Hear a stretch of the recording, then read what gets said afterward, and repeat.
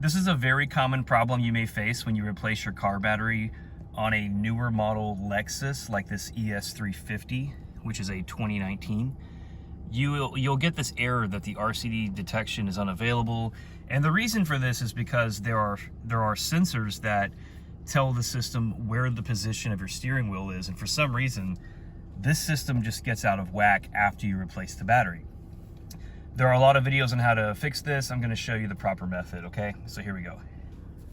In order to fix this problem, the first thing we'll need to do is go into the top secret Lexus service menu, and we'll do that by holding down the menu button that's located above the touchpad, and then going from the off position to the parking lights position, off and on 4 times on the light switch. Unfortunately, I cannot show you how to do this while holding my camera, so I'll just demonstrate the best I can. I'm going to hold the menu button down, and then I'm going to go 1, 2, 3, 4, and then let off. Now, here I am. This is the Lexus service menu. And we are going to go to function check/setting, camera setting, and then steering angle setting. Now what's interesting is to move to this selection, you actually have to press the back button on the keypad. Now to enter the settings, you have to push the center of the keypad and keep it pressed down. So now we'll go to the next menu on the bottom right. And then we're going to go to where it says steering center memorize. Now before we do that, we're going to make sure the steering wheel is centered. We're going to select that.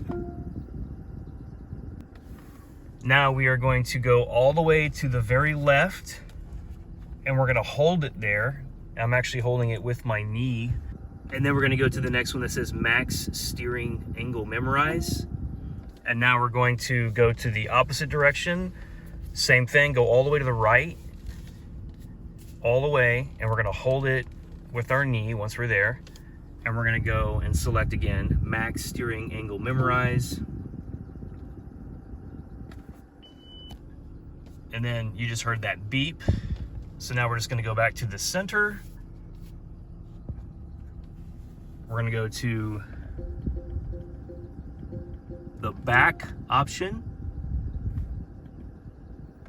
And we're going to turn the car off. All right, now we're just gonna go ahead and start the car back up and test it out.